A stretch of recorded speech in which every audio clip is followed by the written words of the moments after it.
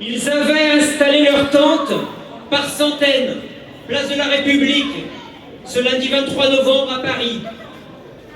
Après avoir été expulsés de leur campement à Saint-Denis, ils n'avaient pas été relogés. La situation a dégénéré lorsque le préfet de police a ordonné l'expulsion des migrants. Face à des exilés absolument pacifistes et des militants soucieux d'éviter la moindre provocation, des policiers déchaînés ont gazé, donné des coups de pied et de matraque. Des hommes et des femmes réduits à l'état de corps tombant sur le bitume après avoir été violemment sortis de leur abri. Des hommes et des femmes réduits à l'état de détritus comme vidés d'un sac poubelle. Voilà les images que provoque la vision de ces tentes arrachées par des policiers aux ordres de notre gouvernement. Et pourtant, il s'agit d'hommes et de femmes, et pas n'importe lesquels. D'hommes et de femmes venus trouver refuge dans notre pays après avoir fui la misère ou la violence. Le pire étant peut-être qu'ils ont ensuite dormi dehors. C'est de l'effroi que suscite l'évacuation Manu Militari, ordonnée par le préfet Didier Lallemand, qui a eu lieu en pleine trêve hivernale, dans l'obscurité et le froid, au pied de la statue de la République. Quel terrible symbole! Autre lieu, autre violence. Samedi dernier, des policiers ont été filmés par une caméra de vidéosurveillance en train de rouer de coups Michel Zecler, un homme noir, un producteur de musique, à l'entrée de son studio d'enregistrement. Les images de l'agression diffusées par un média alternatif sont tout simplement insupportables. Le motif avancé, le non-port de masque, la durée de l'agression, son extrême violence, les propos racistes proférés par les policiers donnent la nausée. Plus près de chez nous, la visite du Premier ministre, la semaine dernière, au CHU de Brest, un goût rance. Des organisations, les représentants des organisations syndicales, sous couvert de la promesse d'un rendez-vous finalement avorté avec Castex, ont été retenus plus de 2 heures dans leurs locaux par les services de sécurité du Premier ministre. Là encore, la liberté d'expression a été bâillonnée. Ces scènes apparaissent comme un révélateur des dérives de l'exécutif, que certains observateurs s'échinaient à relativiser jusqu'ici, ou à ne pas les regarder, parce qu'elles se passaient de l'autre côté du périphérique, dans les quartiers populaires. Comme dans une éprouvette, tous les ingrédients sécuritaires ont soudain pris corps sous nos yeux, offrant un condensé d'une politique violente et liberticide. Une heure de vérité, en somme. Depuis quelques jours, on a vu défiler tout l'arsenal des violences déployées ces dernières années par les forces de l'ordre, contre les gilets jaunes, contre les migrants, contre les opposants à la loi travail ou à la réforme des retraites, ou encore à Notre-Dame-des-Landes.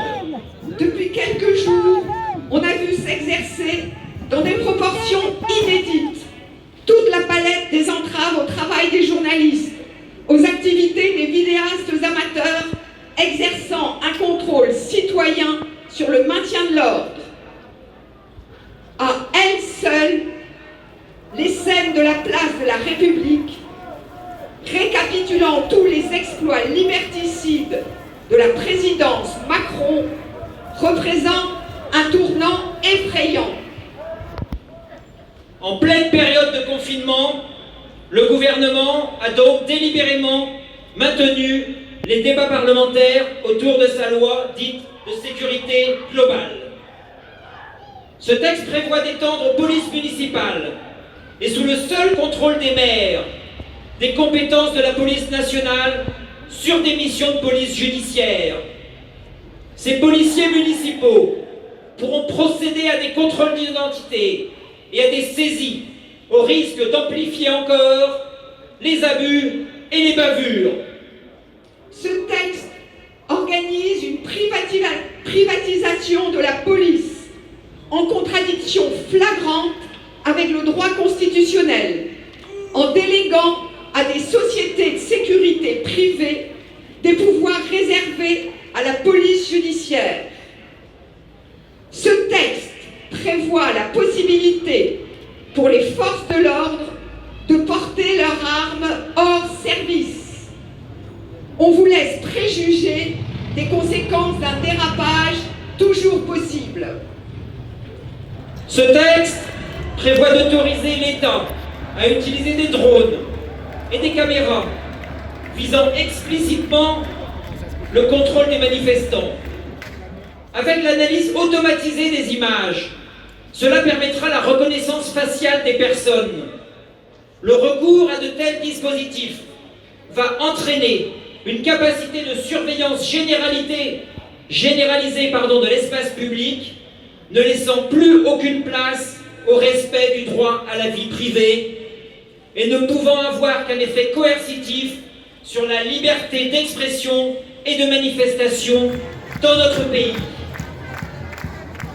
Enfin, par son désormais fameux article 24, ce texte vise à empêcher les journalistes et les citoyens de diffuser des images de fonctionnaires de police ou de gendarmerie dans l'exercice de leurs interventions.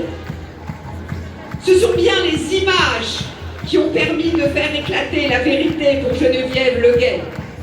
Les images qui font que les agresseurs de Théo sont aujourd'hui devant les assises.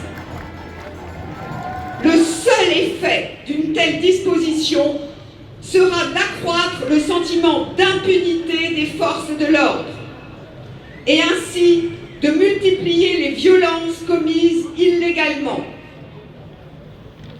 Nous sommes dans l'absurdité totale quand le ministre de l'Intérieur, comme le président de la République, sont contraints d'évoquer les images choquantes des violences policières, alors même qu'ils persistent à défendre cet article qui vise justement à empêcher leur diffusion.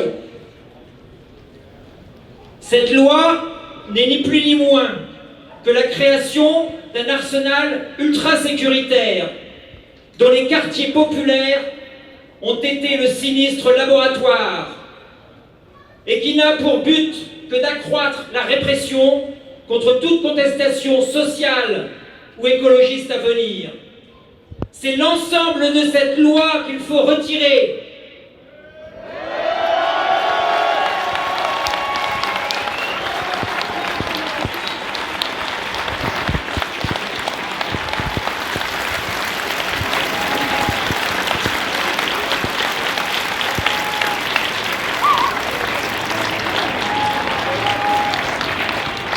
Par ailleurs, au détour de la loi de programmation pour la recherche, qui a été adoptée cette semaine, un article qui punit l'occupation des campus universitaires de peines allant, tenez-vous bien, jusqu'à 3 ans de prison et 45 000 € d'amende.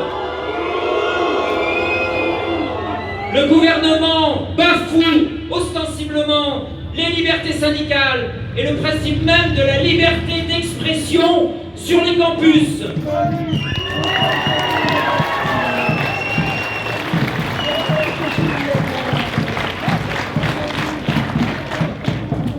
Nous étions 1500 samedi dernier à Brest. Nous sommes encore plus nombreux aujourd'hui pour demander le retrait de la loi de sécurité globale.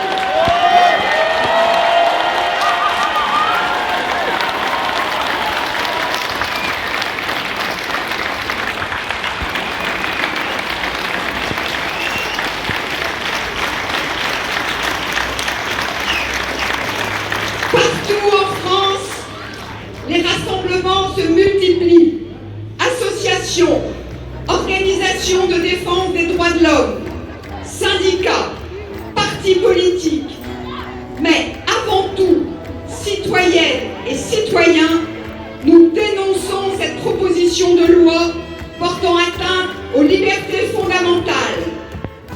La mobilisation s'intensifie chaque jour un peu plus dans l'ensemble des villes de France. Le rapport de force commence à s'inverser.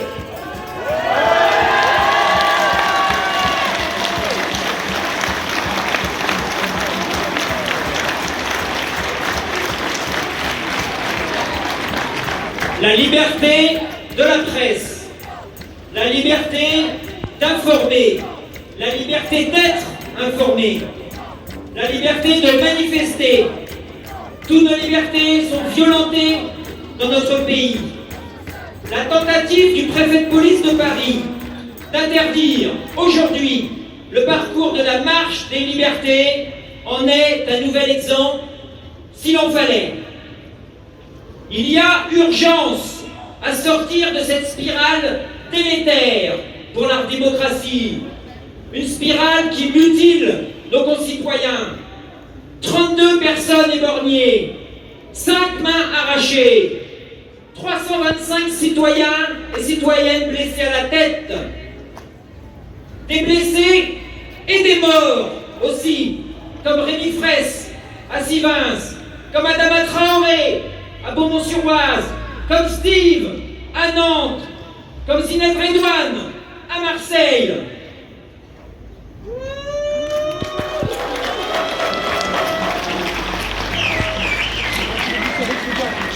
Le lexique de l'extrême droite tient le haut du pavé.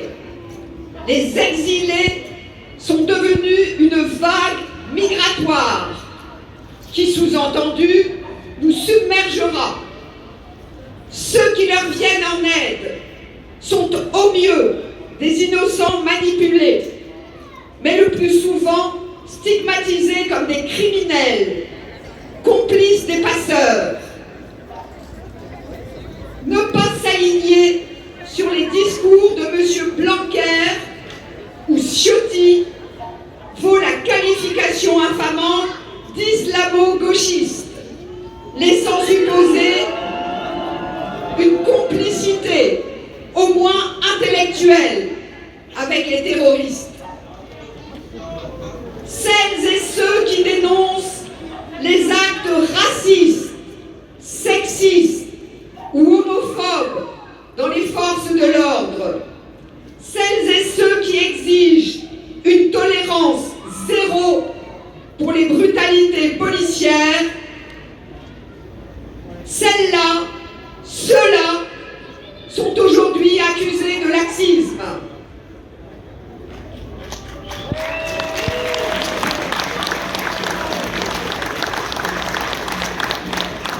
Non, ce n'est pas un mauvais rêve. Marine Le Pen n'a pas gagné la présidentielle. Et pourtant, le pouvoir exécutif et sa majorité parlementaire, tout en prétendant faire barrage à l'extrême droite, utilise chaque jour son vocabulaire et s'inspire de son projet politique pour rédiger les lois sécuritaires.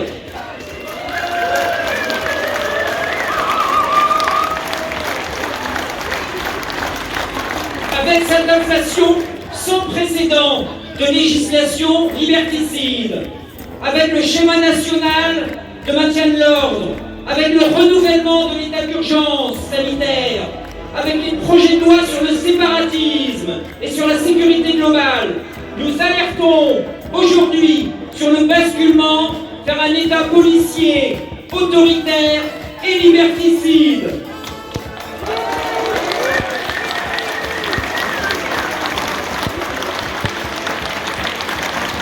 L'état de droit est en danger, notre responsabilité collective est de le défendre.